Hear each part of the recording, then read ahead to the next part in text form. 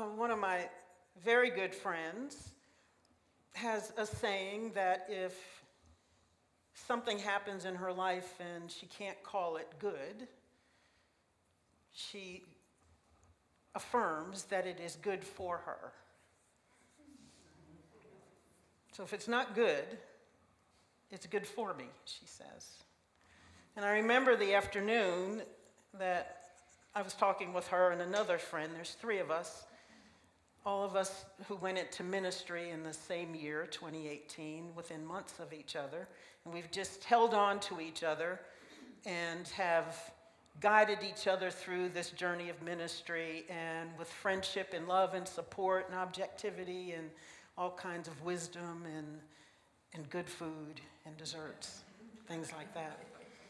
When we were having that discussion, each of us was going through quite deep challenges at the time, and hearing her say that chilled the three of us out. I think she needed to say it out loud, and the other two of us needed to hear that. That if I can't call something good, then I can at least say that something is good for me. And that is a statement of trust.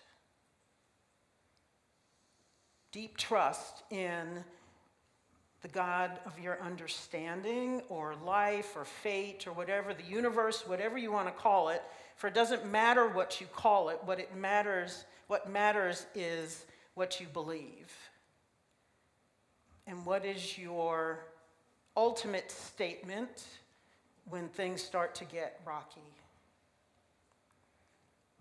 And it does mean a lot to me that I can say with unwavering faith that something could be good for me, even if in the moment it's rocking my world.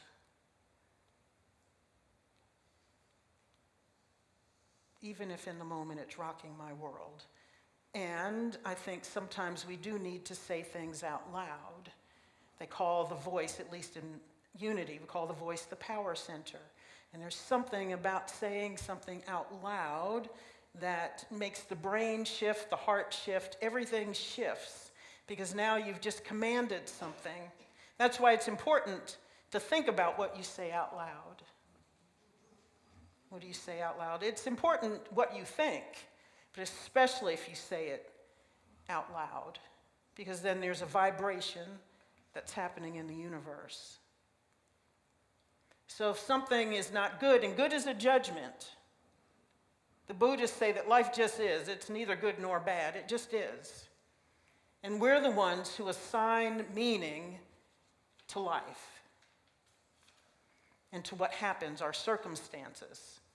And so it's fine when we're running around saying, oh, that's good, I like that, I like her, I like this person, they're in my life, this is good, that's happening, I'm excited, life is good, I'm a lucky girl, whatever, that's my thing, I'm the luckiest girl in the world.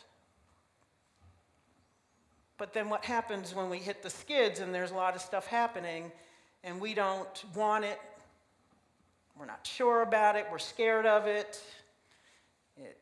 Some things we can see coming our way, other things just kind of drop into our universe and scare the you-know-what out of us. So I think being able to call something good for you, even if you don't like what it is, can be helpful. And I think we still have to sit in whatever it is we feel about what's happening, because if we ignore that, then we're ignoring something that's very important. I mean, sometimes you have to grieve something that comes up. Sometimes we have to let go of something that comes up. Sometimes you have to journey out of something to step into something new. Sometimes you have to let the door shut so that you can open another one, or at least be open to the universe or God or spirit, again, whatever you call it, to open another door. To know that when one door shuts, then others are just going to fly open and are already open, possibly before the closing. That perhaps something was waiting, or you were waiting for a door to shut. Sometimes we need a door to shut to make us move forward. Because we can get really comfortable where we are. And sometimes we're comfortable but in pain. We're comfortable in our rut. We're comfortable where we have been. We're comfortable in a certain level of expression because we know that. You know that saying about the devil we know? Sometimes we're happier with the devil we know rather than the unknown.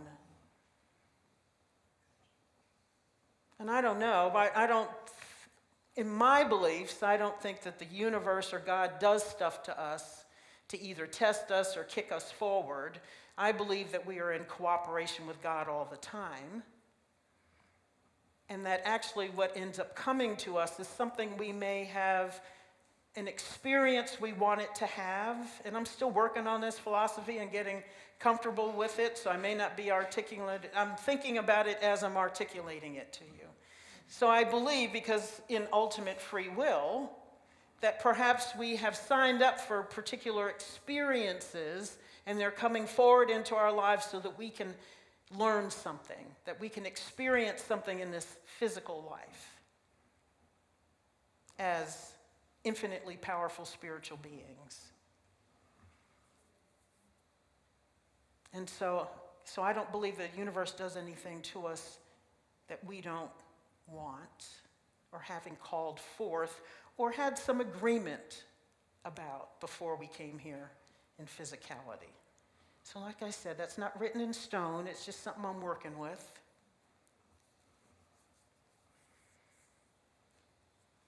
So I do look at things that start to come into my life, especially the uncomfortable stuff, as things that can be good for me. And that makes me curious. And that opens up my mind and my imagination, that power, divine power of imagination that we have. So I can start seeing things other than how I have always looked at them. That perhaps I start seeing myself differently than I have seen myself before. And now in a new light, in a new level of experience and expression. That maybe Kim now has to show up differently, in a different light, as a different light, as a more brilliant light, perhaps. And again, that's not always comfortable. That's why I get happy in my little ruts that I create. You know, I know what that is. I can navigate that. I know what to do. I know how to show up. I know what to say. I know what not to say. I, think I got it all figured out, and it's in my realm of control. As if there's such a thing. That illusion of control. And when something new pops up, something I'm not expecting, something that I'm, oh God, why? Why? I try to be curious as fast as I can so that I can be open and I'm aware of the doors that are opening for me because something else is closed. Because as long as I'm focusing on the closed door, I'm going to miss all the others that are opening.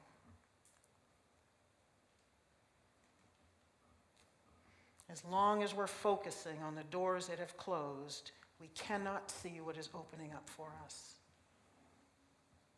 And we will not see ourselves as beings who can step fully through those doors, boldly and confidently, because we know that all is good and all is God. And as I've said many times before, you only need to know one step forward. Ask for the first step. And maybe the first step is, let me just be open. Let me just be open. And being open is a place of vulnerability, which is usually uncomfortable.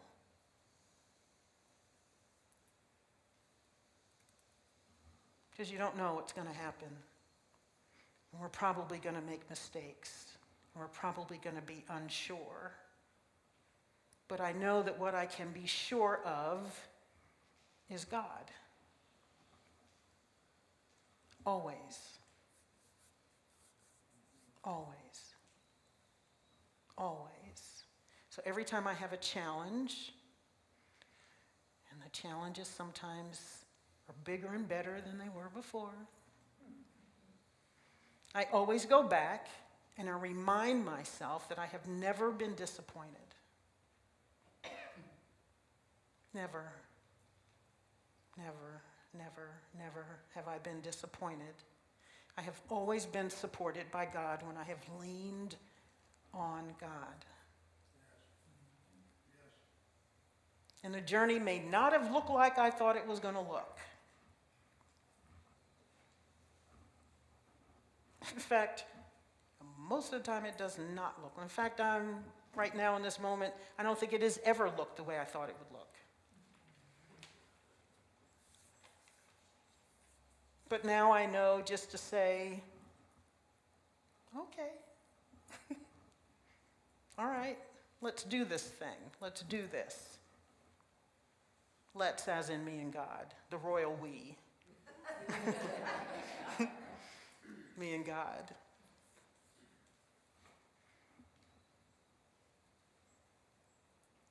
And so what Kit was reading to us was exactly that.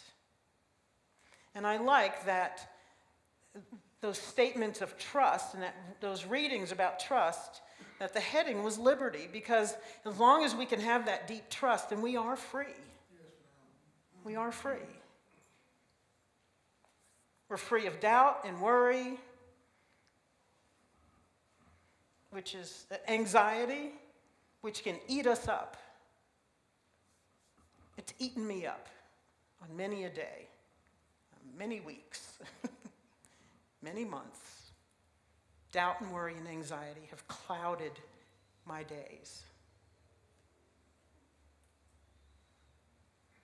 And now I know that if I can get there quickly and just be curious and open up and say, okay, let's do this thing, God, things work out more swimmingly, even as I'm going underwater, spitting out water, because I feel like I'm drowning a little bit, and then I come back out and I tread water some more. And then I just keep trusting. I keep trusting. I keep trusting. And sometimes I have to say, I've never been failed before. I've never been failed before. I've never, ever been disappointed when I've just let myself go with God. And I think if we're honest with ourselves, all of us can do that. I mean, there are days when I didn't lean on God and I did it myself, and that's always a hot mess. And it's always a lot more work, and I'm always more anxious, and I'm always more stressed. Always more stressed than trusting what God is bringing forth into my life, and I don't have a clue what it is or what I'm being asked to do down the road. And so now, I don't want to know what's down the road. Just give me this one step. Because if you tell me what's going to happen 12 steps down, I might like that less than what's happening right now. So I don't want to know. So my level of trust is, just give me one step at a time, and I'll do the one step, and I know step 2 will come after I have accomplished step 1. And I know God has my back in that step 1, and step 2, and step 3, and step 4, and I keep going. And at some point, if I'm really trusting in step 1, then I'm no longer thinking there's even a problem when I get to step 2. And that's the ultimate level of trust. That this thing that I thought was a thing that has overtaken my life, and now I'm lost, and now I don't know what to do, and now I'm kicking and screaming because I don't want this thing. If I just fully trust in step 1, then there is no issue, because it's just me and God walking forward. And all I'm thinking about is walking forward. I'm not thinking about the door anymore that has shut. I don't care about the door that's shut anymore.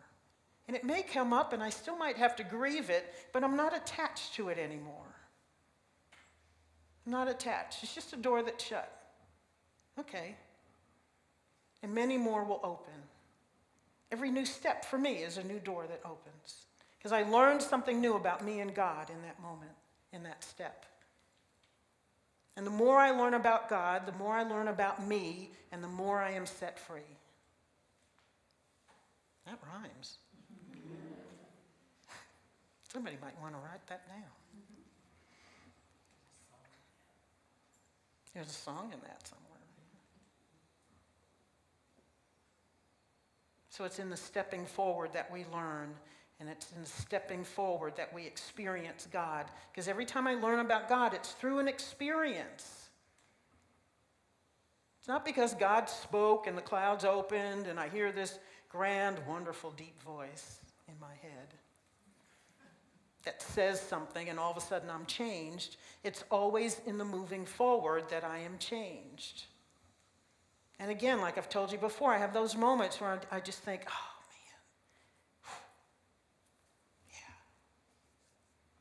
God was here, God was in me. I felt God in and through me in that thing that I just did. And I'm always blown away. Always blown away. And that propels me to step 2.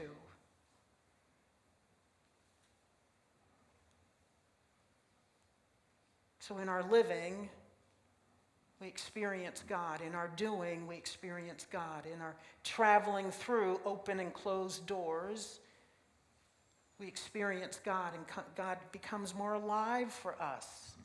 And then we see God in the doors. The doors are God.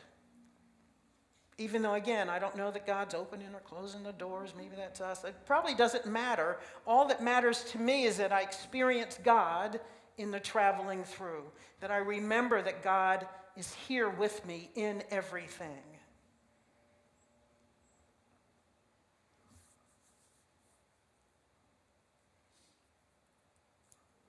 What more could you want than to know that God is in and through you and with you in all things? Because then it doesn't matter what happens. It doesn't matter what the world throws at me. It doesn't matter how hard the walk is, because God is with me. It doesn't matter how much anxiety I had at whatever news I got that changed my circumstances. It doesn't matter anymore, because God is infinitely powerful. And as long as I stay there, stay in that energy, I'm good. I'm good, I'm good, I'm good. So in the midst of my tears, I can say God is with me in this moment, right here and now. And I'm still sitting and I'm still wanting step 1 and step 2, whatever it is, because God has my back. My front, my sides, my up, my down, my in, my out, my coming, my going, my speaking, my quiet, my crying, my rejoicing. God is with me. That's the ultimate freedom. Ultimate freedom. So will you trust? Can you look at the good, what we call good, and see God there? Can you look at the other stuff and say, this is good for me? I'm going to proclaim that it is good for me no matter what it is. It's good for me. And open doors. Walk through those doors that the infinite good is opening for us.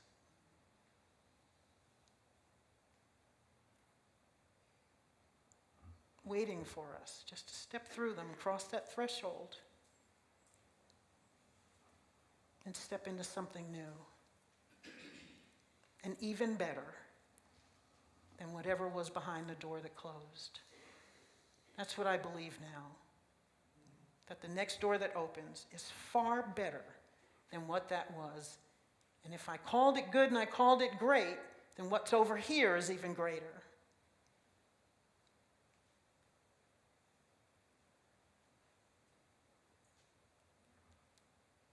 Will you trust? You know, it's the ultimate step of faith is to trust. Say, okay, this too. This too. And I have everything I need. Everything I need. have everything I need in this moment and for whatever's necessary for stepping through the next door. It sets us free from whatever life hands us. Let's take this into meditation.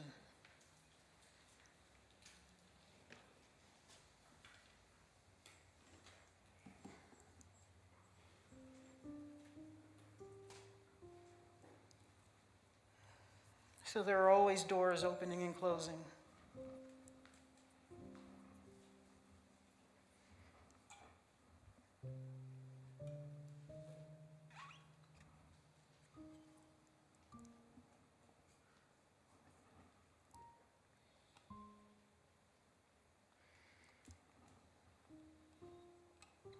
Always doors. Sometimes we have multiple doors closing.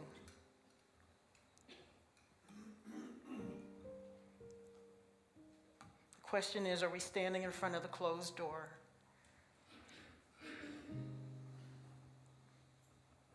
Lamenting about the door being closed?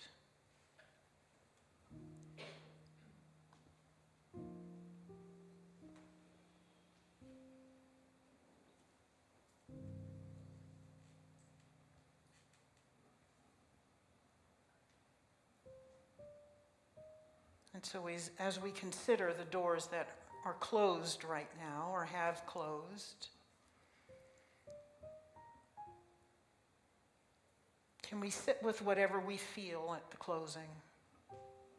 Or by acknowledging that it is closed, can we sit with it, sit in it, and find God there?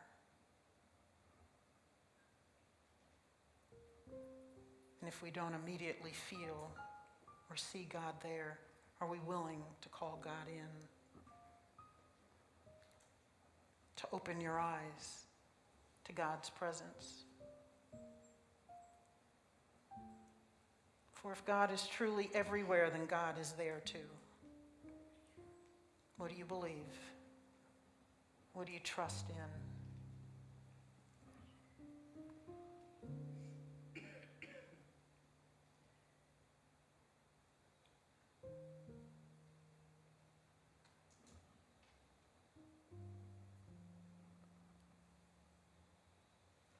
And as you're feeling whatever you feel at the recognition of a closed door, can you open up to whatever doors are opening or have already opened or waiting for you to step through?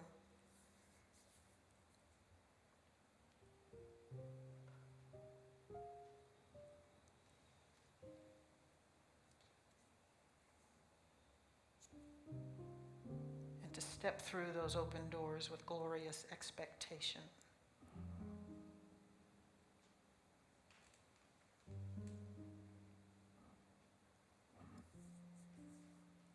I may not call it good, but it is good for me.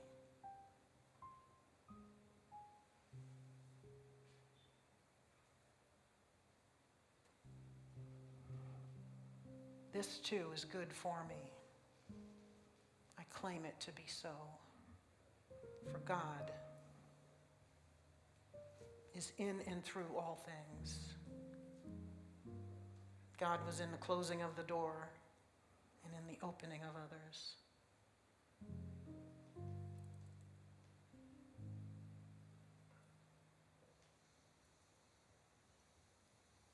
God is calling us through the open door, beckoning us as we cross the threshold,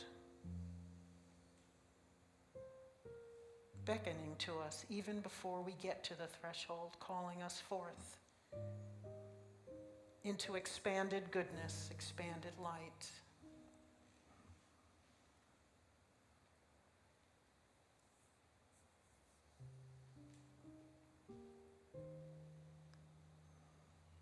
Are we willing to trust?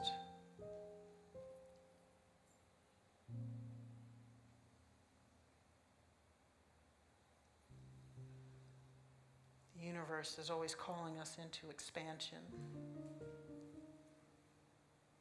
The universe is always evolving. God is always calling us forth to be more of who we were created to be.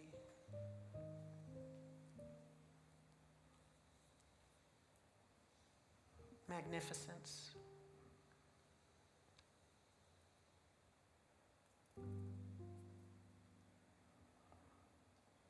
Always, always, always. A deeper expression of magnificence is on the other side of that open door.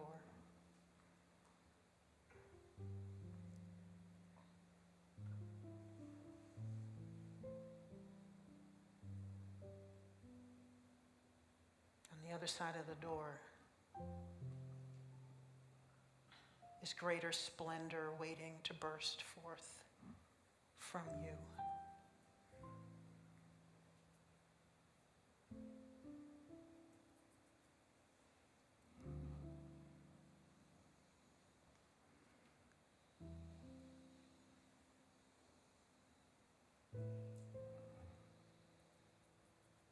So what doors are closing?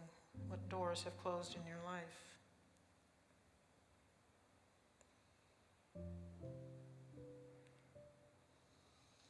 And can you say yes and thank you for whatever transpired there?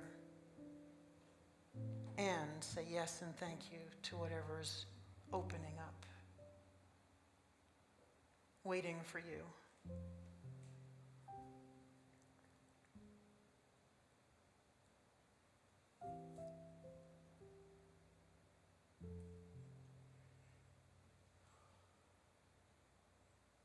Will you say yes? Will you trust at a deeper level, knowing you've never been disappointed before?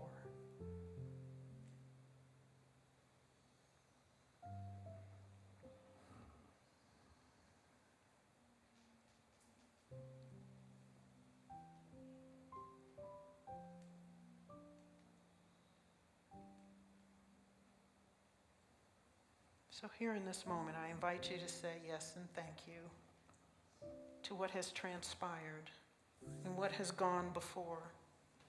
Whatever is behind the closed door, give thanks for that.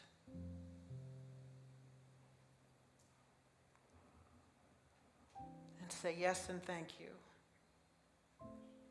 to whatever is hurtling towards you right now, waiting for you to open your arms wide.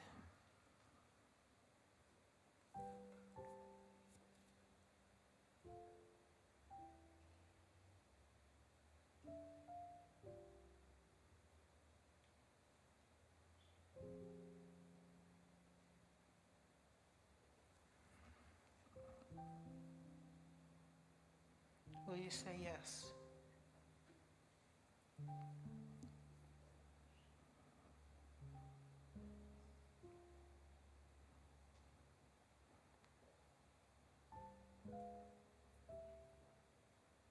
Can you stay open to what's next?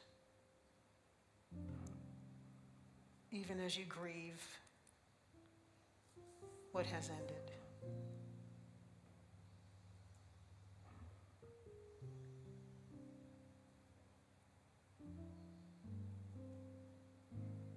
Can you inhale the new as you exhale the old?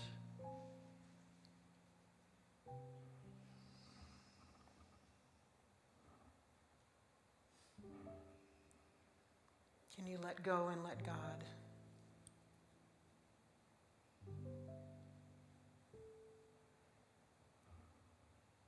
Let go and let God. Let God and let go. So let's take a deep breath in and exhale.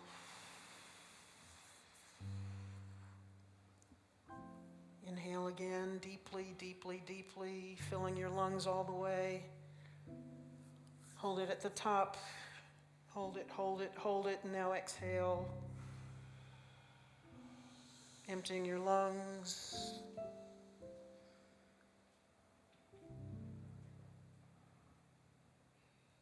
And so it is, and so it shall be.